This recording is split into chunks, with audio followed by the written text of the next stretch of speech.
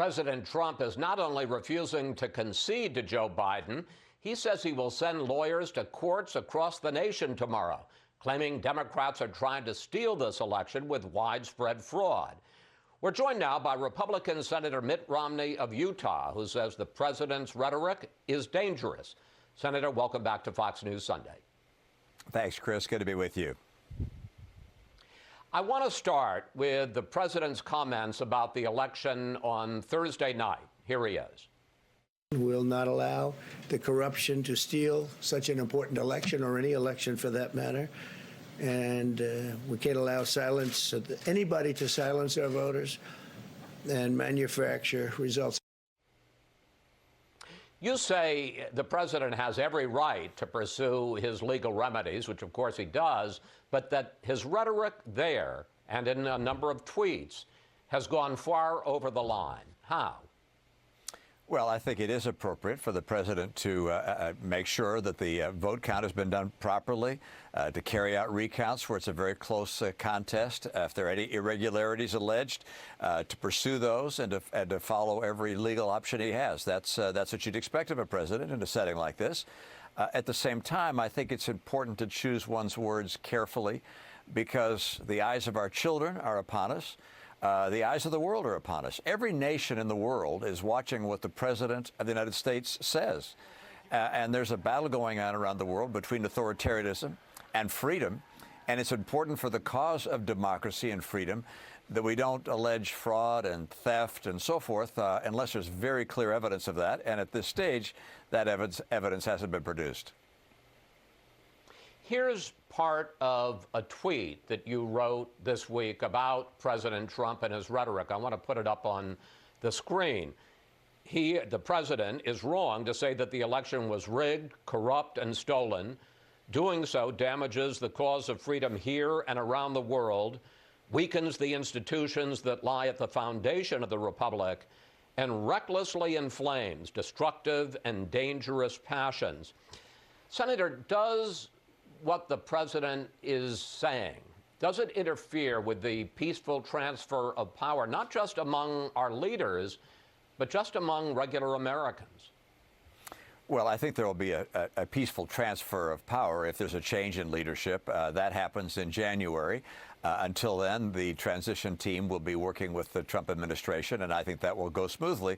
But I do believe that it's important for the American people to understand that we are a nation of laws, that we allow for recounts, that we investigate irregularities, and that these things go to the courts, and the courts make a fair and impartial decision. That's essential for our nation to have confidence in our institutions, and for people, as I've indicated, around the world to recognize that democracy works. Saying something other than that would only be cheer for the Chinese and the Russians and those that want to bring down freedom and bring down democracy. So pursue every legal avenue, and that's what the president will do. But I think it's important for all of us to hold our breath a bit, to calm down a bit, and not to use language that's so inflammatory that it will make people angry, and people that are not watching carefully feel that somehow something has been rigged. And there's simply no evidence of that at this stage, and we'll see whether there is down the road. But that's for time to tell.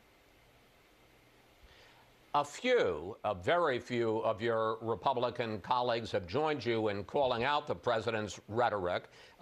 Here's Pat Toomey from the hotly contested state of Pennsylvania. Take a look. The president's speech last night was very disturbing to me because he made very, very serious allegations without any evidence to support it. But the vast majority of your Republican colleagues in the Senate have either backed up, supported the president's unsubstantiated allegations of fraud, people like Ted Cruz of Texas, or they have remained silent. Does that disappoint you?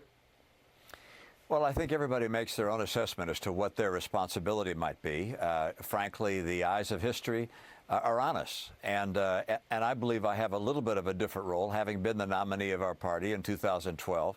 I do feel a responsibility to express my views and to represent the small slice of the Republican Party, perhaps, that still supports me in that regard.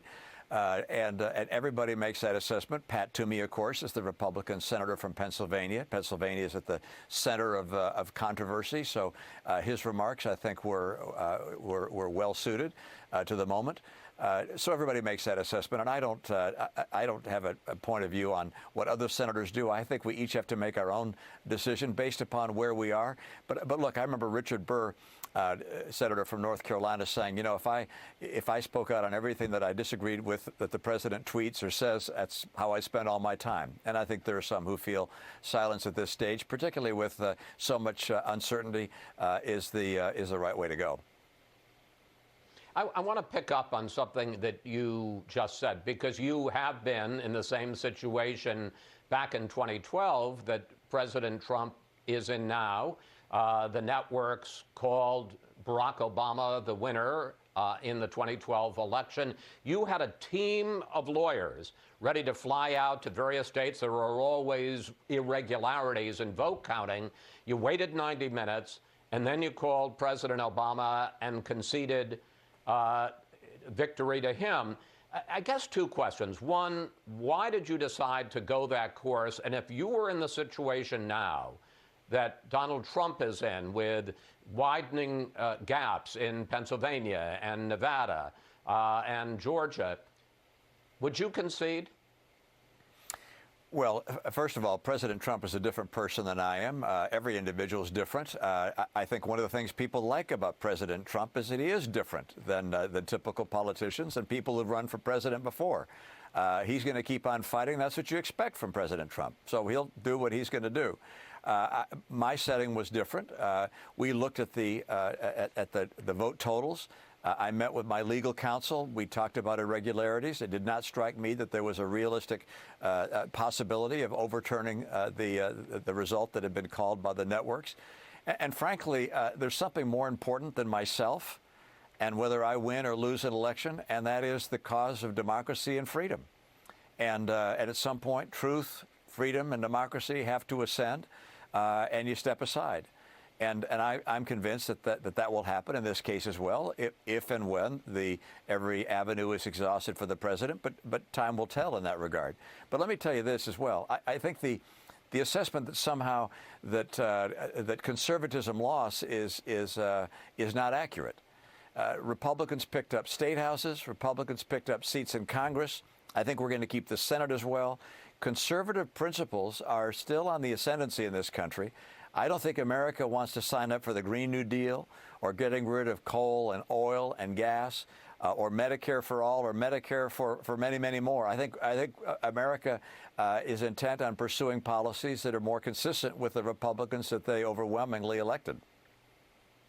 Well, I want to pick up on that, and I've got only a minute here, Senator, about that. It does look more likely than not that Republicans are going to maintain control of the Senate. If they do, what is your attitude towards working with President Biden? How much deference do you feel that you will owe him in terms of his choosing the people in his cabinet and some of his policies, such as a public option for Obamacare or raising taxes or the environment? Well, I don't think the national election, and I'll let the pundits make the final analysis on this, but I don't think it was so much a matter of signing up for a policy agenda and I think it was much more of a personality matter and character matter. And I don't think you expect elected officials to provide deference to others based upon their point of view, because we all got elected and we all have a responsibility. But there are places we'll be able to work together. Look, health care is a mess right now. Prescription drugs are too expensive. Surprise billing shouldn't be going on. We can make some changes there. Obamacare is not working. We're going to have to make some changes there. If there are flaws in the tax code that let billionaires pay no taxes, I think we have to look at that as well. The President-elect Biden has spoken about increasing the child tax credit. That's something I've been fighting for with Senator Mike Bennett as well. So I think you're going to see that there are a number of places that we have common ground. But look, conservatives like myself are going to continue to fight for conservative principles. And those things are not in the rearview mirror. President-elect Biden has an agenda. We'll work with him on that agenda. With regards to his cabinet, look, I believe that cabinet appointments, the president ought to be able to appoint his own cabinet unless they're really out to lunch. Senator Romney, well, we don't ever want people who are out to lunch. Thank you, Senator. Thanks for your time this week, and always good to talk with you, sir. Thanks so much, Chris. Good to be with you.